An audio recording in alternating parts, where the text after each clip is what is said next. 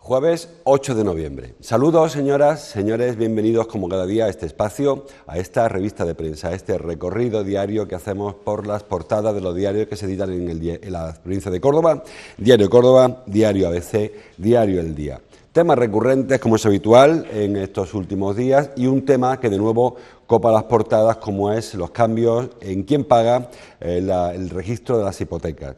Los tres periódicos hablan de eso, así que empezamos por ahí y luego avanzamos con temas locales. Dice el Diario Córdoba, Sánchez se refiere a Pedro Sánchez, al presidente del Gobierno. Sánchez cambiará la ley para que la banca pague por las hipotecas. El presidente del Gobierno recoge el enojo popular por la pirueta del Supremo y reclama autocrítica al tribunal.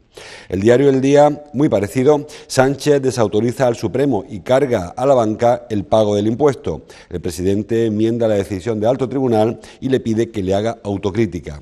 Y el diario ABC, Sánchez dice, saca rédito, en la página 1, ahí lo tiene, Sánchez saca rédito de las hipotecas. A la izquierda, el presidente del Gobierno, a la derecha, el presidente del Supremo, Carlos Lesmes. Bueno, un poco por comentar los tres titulares. Muy de pasada, como digo, es un tema que se escapa de nuestro ámbito. El tema de que la banca, de que cambie la ley, es cierto que el problema fundamental que hemos detectado en estas últimas semanas es que había una ley que parece que es muy injusta y que no hemos dado cuenta de pronto. Una ley que tiene 23 años en la que se decidió que fueran los clientes de la banca quienes se hicieran cargo del impuesto que supone la inscripción de una hipoteca en el registro. Digo, una ley que tiene 23 años y que hasta ahora, pues según todas las partes reconocen, se ha cumplido la ley. Digo esto porque en ocasiones se lee como que la banca se ha quedado con dinero que no era suyo, que le ha robado. La banca ha hecho lo que la ley le dijo que hiciera, que es que repercutía ese impuesto o le trasladaba el impuesto al cliente, que a su vez lo pagaba a la administración autonómica, no se lo quedaba a la banca, era para la administración autonómica. Con lo cual ahora lo que va a hacer Pedro Sánchez es cambiar la ley para que quien pague ese impuesto sea la banca, básicamente. Pero el cambio que está proponiendo Pedro Sánchez, que ha anunciado para hoy, para un Consejo de Ministros, para mañana, creo que eso es el Consejo, mañana se publica y el lunes entraría en vigor, sería solamente que a partir de ahora las hipotecas que se registren las pagará el banco y no las pagará el cliente. Digo que eso es lo que se pretende. ¿Por qué digo esto? Porque en España los impuestos hay que aprobarlos por ley y no por decreto ley.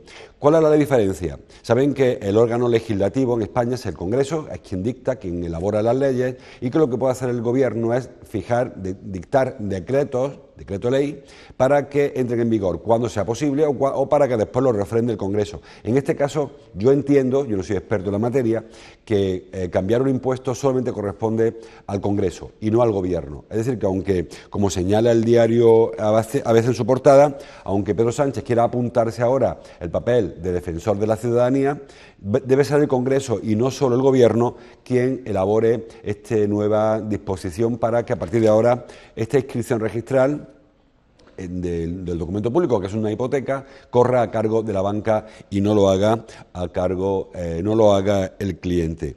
En cuanto a que enmienda al tribunal, como dice el diario El Día, yo tampoco estoy de acuerdo. El tribunal no ha dicho que de aquí en adelante va a pagar uno u otro. Lo que ha dicho es que según la ley actualmente en vigor, repito, una ley que data de hace 23 años, que ha sobrevivido a los gobiernos de González, de Aznar, de Zapatero y de Rajoy y de Pedro Sánchez, esa ley lo que dice es que la inscripción la paga la banca.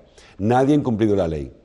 No hay que enmendar la plana al Supremo. El Supremo ha dicho simplemente que o cambia la ley o tiene que pagar la banca. Si se cambia la ley, la pagará hasta ahora el cliente y a partir de ahora la banca. Pero no ha habido por mucho que esto sea muy fácil, muy demagógico llevarlo a los titulares y hablar de que la banca se queda con el dinero de nadie, lo que ha hecho la banca, yo no soy tampoco el máximo defensor de la banca, pero tengo que decirlo así, la banca ha cumplido la ley y ahora habrá que cambiar la ley para que, cumpliéndola, pague la banca este impuesto. ¿Qué va a ocurrir a partir de ahora? Pues como todo apunta, que bien por ese trámite de urgencia, que es un decreto de ley, o bien por el trámite de la ley, se cambie, se modifique la norma y a partir de ahora, o del lunes, o de cuando se complete esta reforma tributaria, la pague el banco. Que como todos sabemos, el banco no va a pagar nada, el banco va a repercutir en sus hipotecas el impuesto que el Estado le obliga a pagar. Si hay que pagar 1.000 euros por una inscripción registral, ya se encargará el banco de subir la hipoteca hasta esos 1.000 euros para que al final acabe pagando el mismo. Lo que pasa es que ahora, a partir de entonces, no habrá ningún tipo de posibilidad de recurrir porque será el banco que lo esté pagando. Lo que pagará el contribuyente, en este caso el ex contribuyente, cliente del banco, será subirle pues una décima de punto su tipo de interés para que se haga cargo de ese coste. O sea que al final la única solución es la que propuso Pablo Iglesias, si realmente alguien quiere que no le cargue el bolsillo del cliente este asunto, que es que se derogue ese impuesto, se elimine ese impuesto, que no cueste dinero inscribir la hipoteca en el registro. Así sí que no cabría duda alguna de que el cliente no paga la hipoteca, no paga el registro, la hipoteca la paga seguro, no paga el registro de la hipoteca.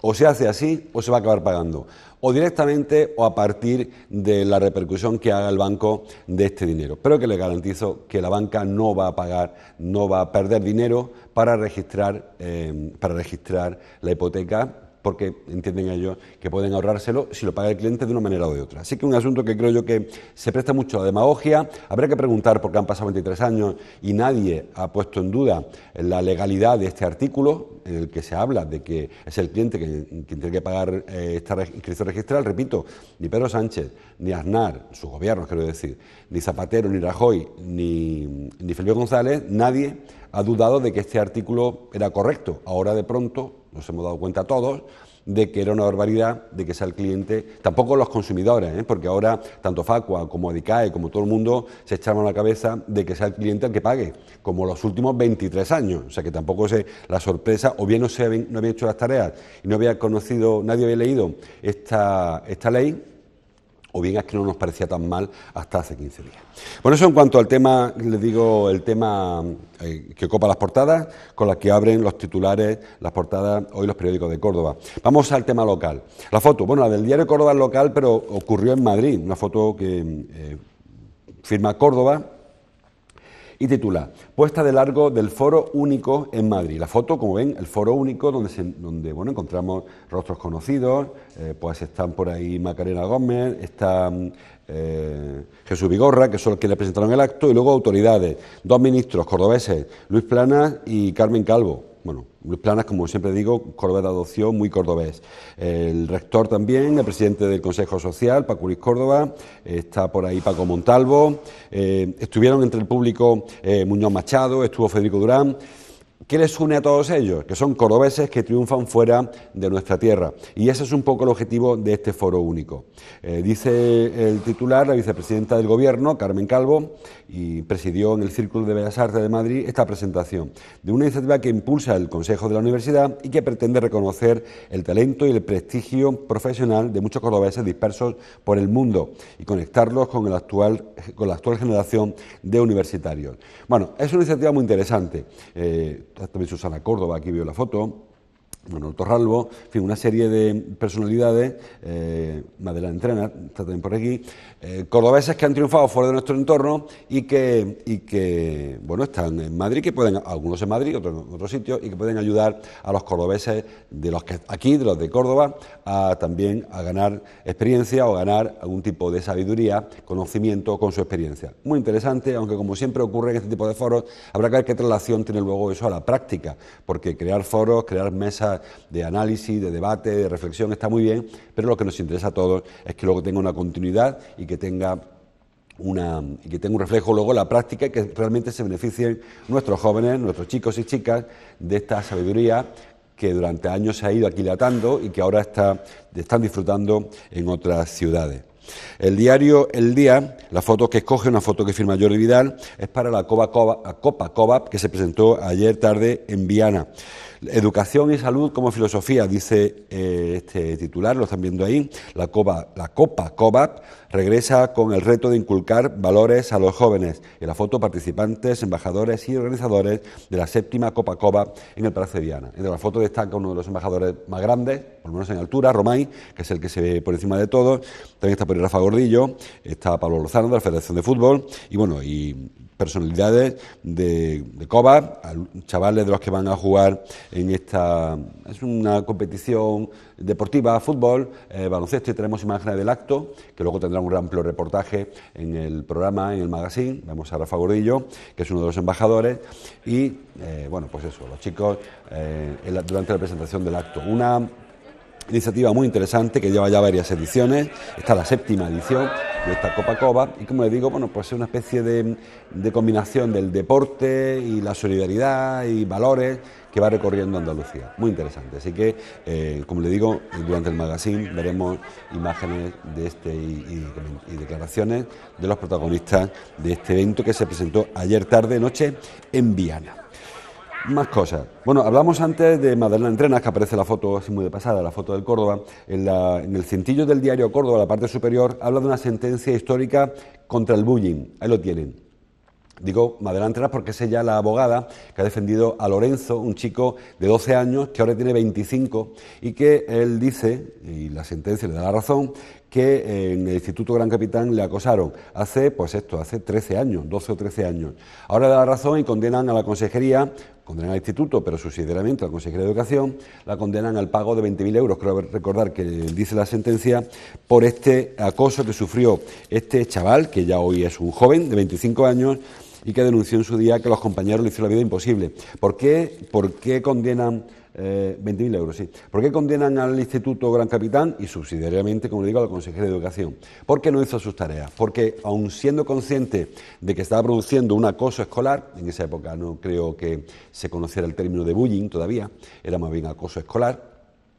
Digo que siendo consciente de que existía, habiendo sido denunciada esta práctica y esta tortura que sufrió este chico de insultos, de vejaciones, de agresiones incluso físicas durante un periodo de tiempo, pues no hizo nada por evitarlo.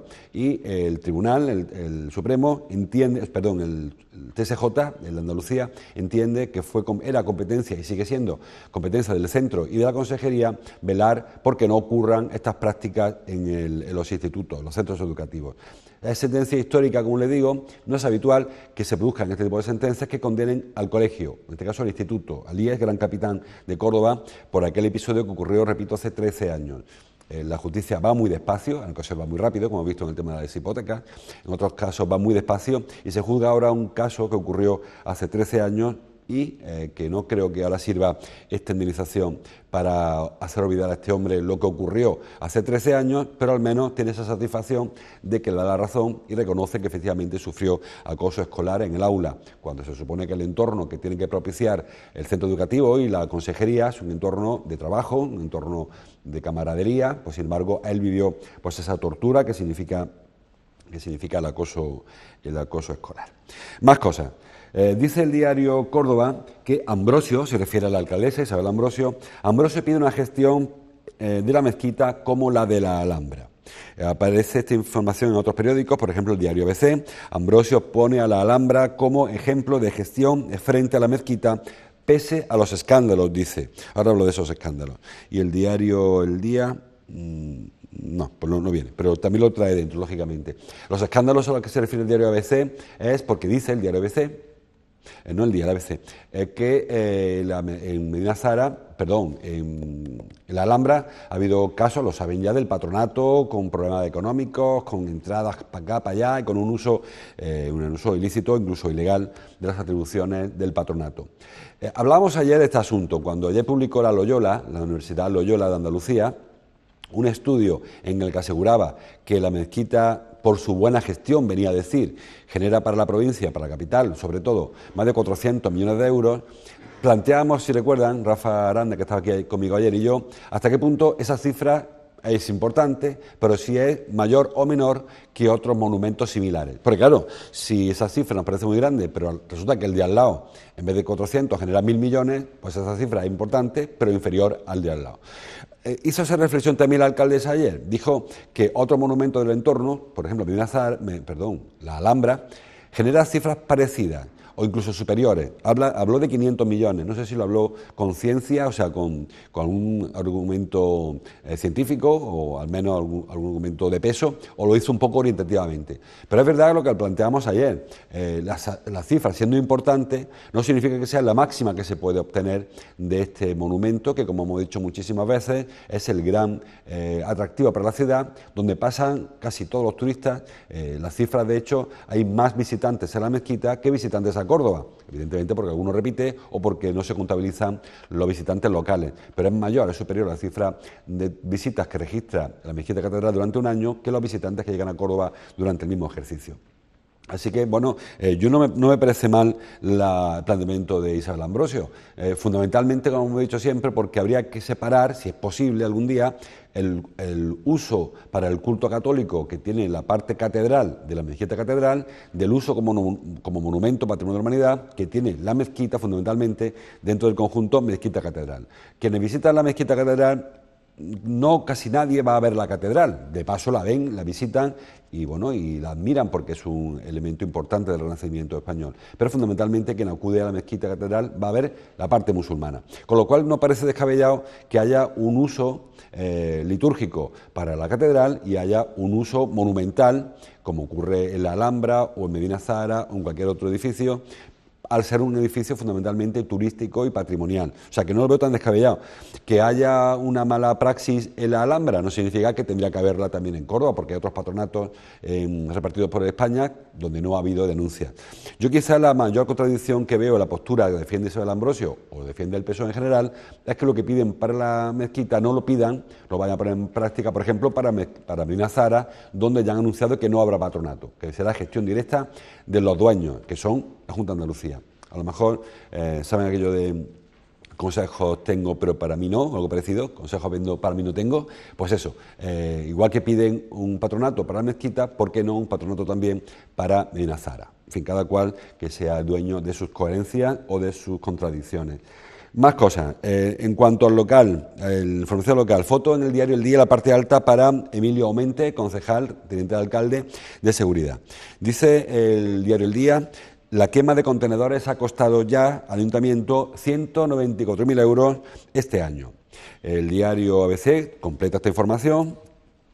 El vandalismo destruye en 3 años más de 680 contenedores en la vía pública. También aparece en el diario Córdoba en páginas interiores. Bueno, son 680 contenedores en 3 años.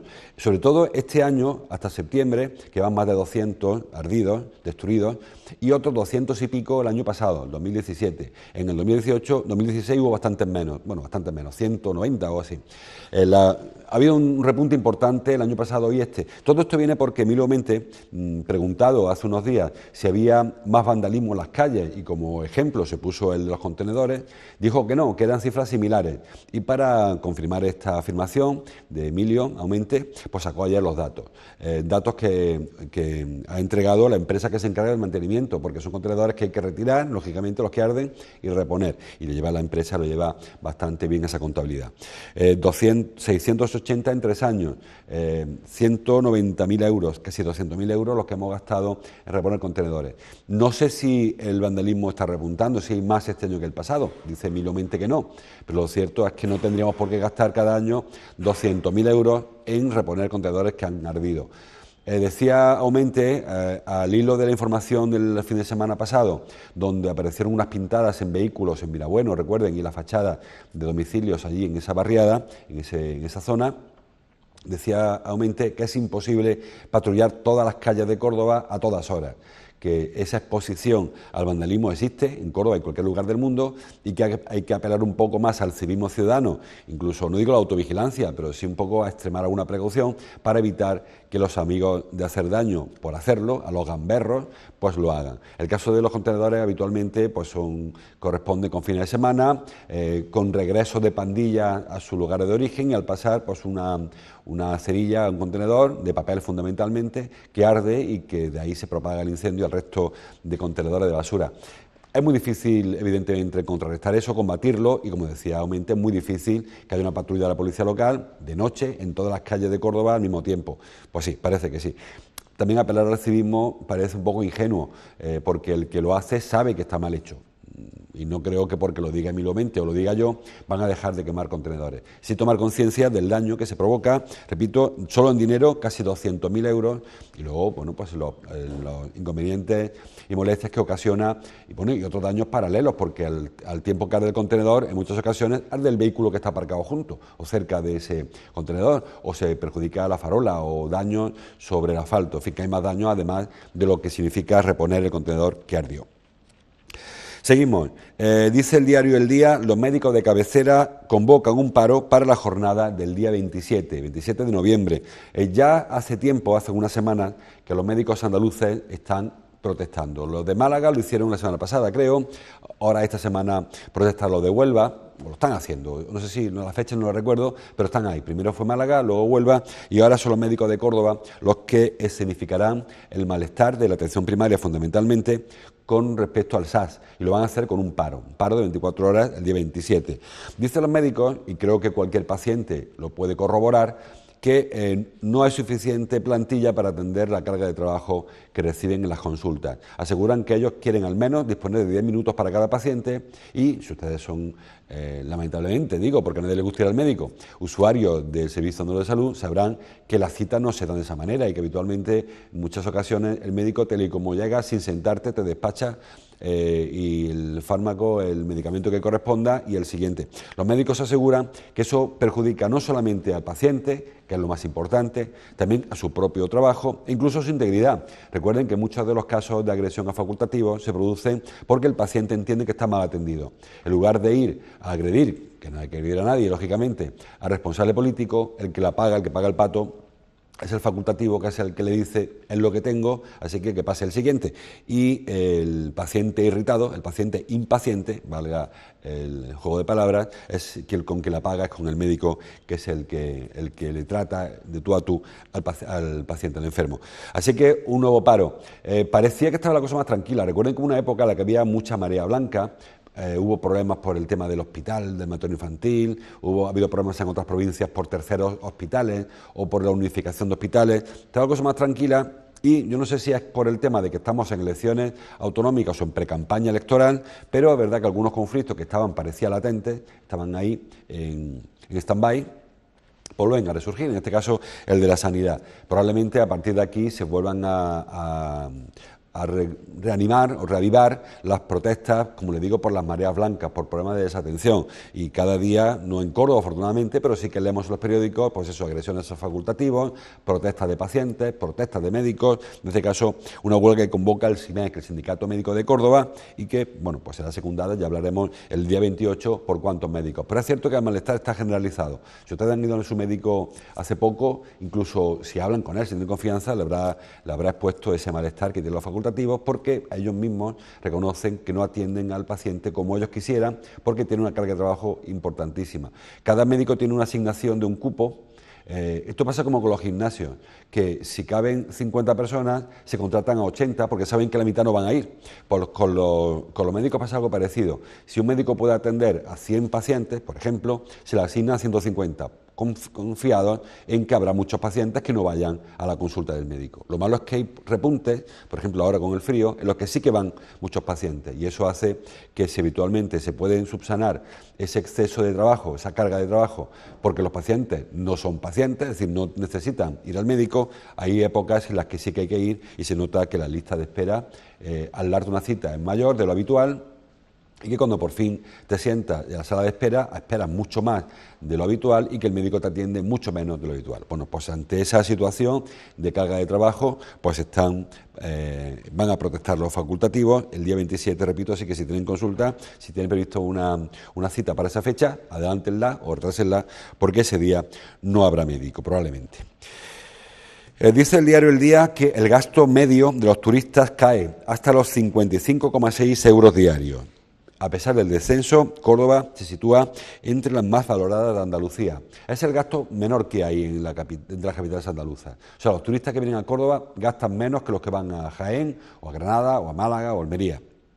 ¿Por qué ocurre esto? Hay varios factores. El primero fundamental, lo hemos hablado muchas veces, es el tema de las pernoctaciones. Córdoba tiene uno de los patrimonios más importantes a nivel histórico y artístico, sin embargo, casi todo se queda en la mezquita. Si ustedes pasean por el entorno de la ribera, incluso las dos orillas del río, tanto el Paseo del Alcázar como la avenida de Fray Albino, de frente de Los Sotos, verán que hay muchos autobuses aparcados. Si van por la zona de Eroski o la zona del Arenal, verán que hay muchos autobuses turísticos esperando. ¿Esperando qué?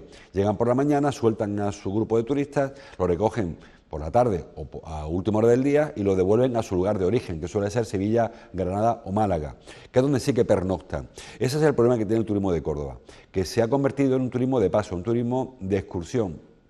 Eso hace que la cifra, hablamos antes, de visitas, por ejemplo, a mezquita, sea tremenda, sea muy grande, pero luego los turistas no gastan prácticamente nada en Córdoba. ¿Por qué? Porque o bien entra la bolsa del bocadillo, que saben que algunos hoteles te dan la bolsa de picnic para esas excursiones, o lo más que gastan es eso, el tapeo por la judería, quien lo pille. Ese es un problema para el turismo de Córdoba, fundamentalmente, como les digo, porque el potencial que tiene Córdoba en cuanto a patrimonio sería para que fuese al contrario, que el turista pernoctara en la ciudad y luego visitara, hiciera la excursión a ciudades donde haya menos cosas que ver. Sin embargo, no se hace así, está mal vendida quizá la ciudad en los nichos de turismo, y al final vemos las excursiones, como les digo, que aparcan la Puerta del Alcázar, la de la Ribera, su paseíto, su vuelta por la judería, se van sin conocer prácticamente nada de nuestro patrimonio y dejando muy poco dinero. ¿Cómo se soluciona esto? Yo siempre lo he dicho, Córdoba no tiene una estrategia de cara al turismo, no sabemos a quién dirigimos nuestras campañas, si al turismo de paso, si al turismo de calidad, al de cantidad, si al turismo joven o al mayor. La oferta de ocio se aglutina en algunos fines de semana, sobre todo en la primavera, y luego hay fines de semana, muchas semanas, donde no ocurre nada que pueda atraer al turismo. Creo que habría que redefinir el turismo que queremos para la ciudad, y si realmente Córdoba aspira a vivir solo de este sector, de la hostelería, de la restauración, del turismo en definitiva, habría que poner más análisis técnico en estas cuestiones. Hablábamos esta semana de que Córdoba está en Londres, en la Feria de Turismo, en el World Trade Market de Londres, y que va con una promoción fundamentalmente de turismo rural, turismo verde, turismo natural. Yo no digo que sepa yo más que el técnico que está allí en Londres, pero sin entender mucho de este asunto, parece que hay otros atractivos que atraerían a más turistas a Córdoba y harían quizá que pernoctaran más en Córdoba. También está el tema de los alojamientos turísticos, que también ha reducido lo que se paga por viajar a Córdoba. Si antes valía una noche de hotel mínimo 80 o 90 euros, ahora con los alojamientos turísticos se abarata también esa factura y en ocasiones incluso ni siquiera se factura porque se maneja en negro. Es decir, que hay mucho camino por el que andar para conseguir que Córdoba sea una potencia en el turismo porque, como les decía al principio, nuestra guía patrimonial histórico-artística es muy superior a la de Granada o a la de Sevilla, por supuesto que a la de Málaga. Y sin embargo vemos cómo esas ciudades, los turistas pernoctan allí y cada una por su encanto, porque vale que en verano la gente vaya a Málaga y esté 15 días, pero el turista que va a Granada o a Sevilla tiene el mismo aliciente que el que viene a Córdoba. Y sin embargo en Sevilla o Granada sí que están 3-4 días y en Córdoba están día y medio, o menos incluso, y así las medidas de pernoctación nos salen por debajo de 1,4, 1,3 por turista en su visita a Córdoba. Bueno, hay poca información más local en las portadas. El asunto de, bueno, por seguir comentando, el tema Cospedal. Saben que ayer Dolores de Cospedal, la que fuera en su día segunda, la mano derecha, el número 2 del partido, del PP, presentó ayer su dimisión absoluta a todo y se marcha de la política. Dice el diario ABC, Cospedal renuncia a su escaño para, entre comillas, liberar al PP de cualquier ataque. Génova, se refiere a la sede del partido, Génova cree que la presión era insoportable y teme nuevos audios. El diario El Día trae el asunto Cospedal, la parte superior del periódico. Cospedal renuncia también a su escaño en el Congreso y pone fin a su carrera política. Y en el diario Córdoba, en el sumario, Cospedal deja el escaño acorralada por Villarejo y por el Partido Popular. El propio Partido Popular, añadiría yo, porque es cierto que no ha encontrado el cariño. De hecho, ayer en el comunicado que envió Cospedal dijo que un partido que no defiende a un militante que está siendo justamente atacado no merece la confianza de los votantes. Referencia directísima a su partido. Yo no sé si esta mujer es más o menos culpable, habrá luego que se llega a juicio o el juicio político, el que sea, pero que sí que es cierto Es que cuando en la política alguien empieza a tropezar, es difícil que le eche una mano. Habitualmente lo que se le hace es empujarle para que caiga antes. El caso de Cospedal es así. Cospedal, que recuerden, aupó a Pablo Casado a la presidencia del Partido Popular. Había 3 candidatos, recuerden, Casado, Soraya, Isabel Santa María y la propia Cospedal. Cayó Cospedal en la primera ronda, quedaron Soraya y Casado, y Cospedal aupó con su apoyo a Cospedal a la presidencia. Cospedal ha tropezado, han sido unas cintas comprometedoras, al menos, en cuanto a la conducta y la ética de esta mujer, y el partido rápidamente la ha dejado que se ahogue sola antes de que tire de alguien para abajo del pantano. Así que una víctima, que por cierto es la primera, con todo lo que se ha hablado de Villarejo, recuerden, publicó o filtró unas grabaciones que ponían en cuestión al rey emérito Juan Carlos y a su relación con Corina. Aquello no trascendió, no llegó a ningún sitio. Luego aparecieron las grabaciones con la ministra de Justicia, tampoco ocurrió nada con esta mujer, y la única que le ha costado el puesto ha sido a Cospedal. Será más grave probablemente las acusaciones que se vierten contra Cospedal que el resto, pero por mucho que se habla de Villarejo, hasta ahora era un poco disparo de fogueo. Este hombre amenazó, si recuerdan, con que iba a sacar pólvora de primer nivel para final de año. No creo que se refiera a Cospedal, porque no deja de ser una pieza menor. Cospedal hoy por hoy no era nadie, ella era diputada de a pie y miembro de a pie también de la Ejecutiva Nacional del Partido Popular. Y quizá tenga algo más importante.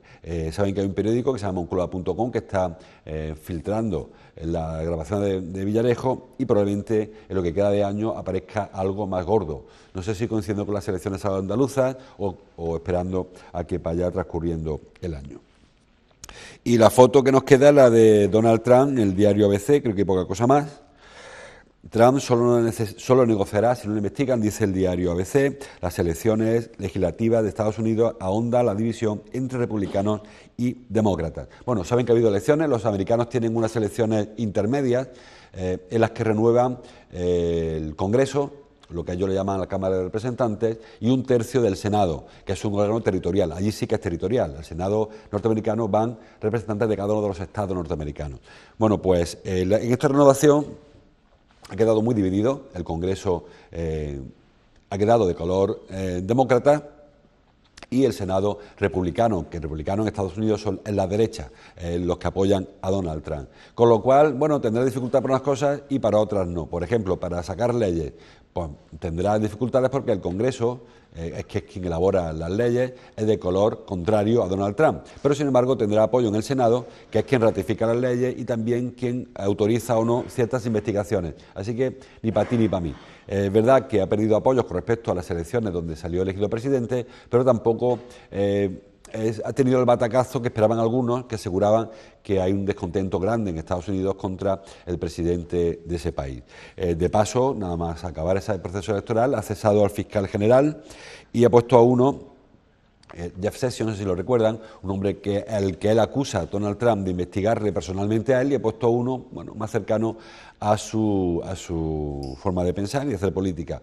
Digo esto porque cuestionamos muchísimo que en España está el Supremo politizado, que depende del gobierno, que los jueces los nombra el Parlamento y que hay un reparto descarado entre los partidos de los jueces que forman parte del Supremo. Bueno, pues en Estados Unidos Donald Trump ha cesado al fiscal general porque lo supone él, le estaba investigando, sobre todo por el tema de la trama rusa, de la injerencia rusa, las elecciones donde se fue elegido presidente. Ha quitado el que había molestando y ha puesto a otro que ya ha dicho de primera que no va a seguir investigando porque es una intromisión en la vida privada del que hoy es presidente de los Estados Unidos. Así que en todas partes cuecen habas, y también en la democracia, ejemplo para muchos, que la norteamericana, igual que en la española, pues la política se mezcla con la justicia. Más cosas, si tienen más curiosidad, como siempre les digo, vayan a internet, bajen al kiosco y sigan informándose. Ahora les dejo con Ángeles Mellado, con su Café y Media. Mañana seguimos leyendo la prensa juntos. Hasta entonces, como siempre, gracias por su atención.